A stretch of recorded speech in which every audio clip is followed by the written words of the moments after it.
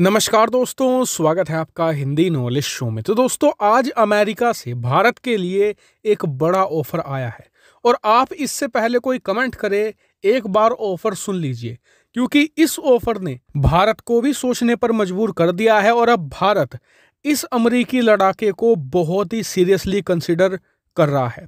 लेकिन उससे पहले आपको बता दूं कि ये ऑफर दिया है अमेरिका ही नहीं, दुनिया की सबसे बड़ी हथियार निर्माता कंपनी लॉकहीड मार्टिन ने। और इस कंपनी के बहुत सारे फेमस हथियार भी हैं, जैसे कि दुनिया का जो नंबर 1 लड़ाकू विमान है F-22 रैप्टर, वो भी लॉकहीड मार्टिन ने ही बनाया है। साथ ही F-35 और C-5 सुपर गैलेक्सी जैसे जबरदस्त हथियार लॉकहीड मार्टिन की ही देन है। इतना ही नहीं, अमेरिका का इस समय जो हाइपरसोनिक प्रोग्राम है वो भी लॉकहीड मार्टिन लीड कर रही है। और जो ऑफर लॉकहीड मार्टिन ने भारत को दिया है, ये कोई अचानक से नहीं आया है, ये एक सोची समझी रणनीति है अमेरिका की।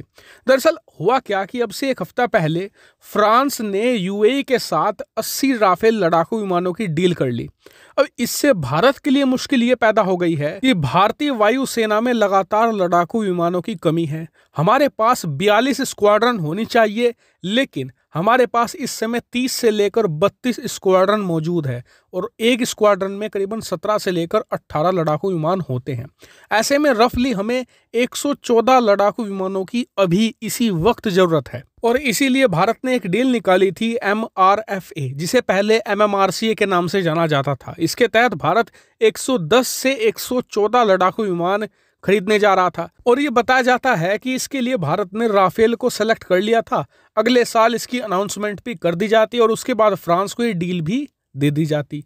लेकिन अब बीच में जो ये यूएई की डील आ गई, इसकी वजह से अगर भारत अब 114 राफेल खरीदता है ना, तो उनकी डिलीवरी होने में कई साल का वक्त लग जाएगा। कम से कम 4 से लेकर 5 साल तो बिल्कुल लग ही जाएंगे। और आप सभी जानते हैं कि जिस तरीके से चीन के साथ हमारा तनाव बढ़ रहा है, हम 5-6 साल का इंतजार तो बिल्कुल नहीं कर सकते। और अगर हमें 5-6 साल का इंतजार करना ही होता तो फिर हम खरीदे ही क्यों?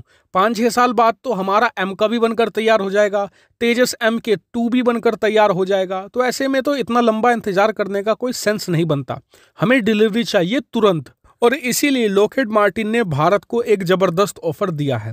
लॉकहीड मार्टिन ने यह कहा है कि अगर आप 114 लड़ाकू विमान की डील में हमें चुनते हैं और हमारा F-21 लड़ाकू विमान खरीदते हैं, जिसे आप स्क्रीन पर देख भी सकते हैं, तो लॉकहीड मार्टिन 1 साल के अंदर ही हमें 50 F-21 डिलीवर कर देंगे। यानी कि अगर आज भारत ऑर्डर देता है तो अगले साल 2022 में ही हमें 50 F-21 डिलीवर कर दिए जाएंगे और उसके बाद 2023 तक 110 से लेकर 114 लड़ाकू विमानों की पूरी डिलीवरी भी कंप्लीट कर दी जाएगी। यानी कि 2 साल के अंदर सारे लड़ाकू विमान भारतीय वायुसेना में होंगे। इतना ही नहीं, लॉकहीड मार्टिन ने यह भी कहा है कि हमने भारतीय कंपनी टाटा के साथ कोलैबोरेशन कर लिया है और उनके साथ मिलकर ही इन लड़ाकू विमानों की मैन्युफैक्चरिंग की जाएगी और इसको लेकर पूर्ण रूप से टेक्नोलॉजी ट्रांसफर भी अमेरिका करेगा।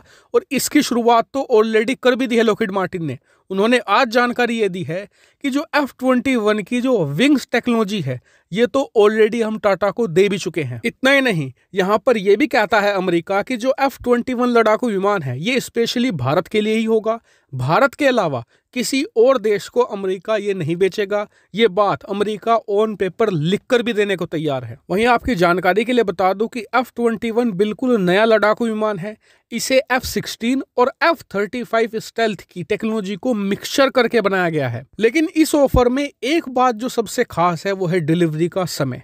1 साल के अंदर 50 लड़ाकू विमान। कई लोगों को यह बात असंभव लग रही होगी, लेकिन आपकी जानकारी के लिए बता दूं कि लॉकहीड मार्टिन ऐसा कर सकती है। वो इसलिए क्योंकि इस कंपनी की प्रोडक्शन लाइन लिटरली इनसेन है। क्योंकि ये कंपनी हर साल लगभग 100 के करीब F-16 बना देती है, लगभग 60 से ज्यादा F-35 स्टेल्थ लड़ाकू विमान बना देती है और इसके अलावा ये हेलीकॉप्टर भी हर साल 100 से भी ज्यादा की संख्या में बनाती है। हाल ही में भारत ने जो MH-60R रोमियो हेलीकॉप्टर खरीदा है ना, वो भी लॉकहीड मार्टिन ही बनाती है और भारत को समय से पहले डिलीवरी कर दी थी लॉकहीड मार्टिन ने इन MH-60 हेलीकॉप्टर की।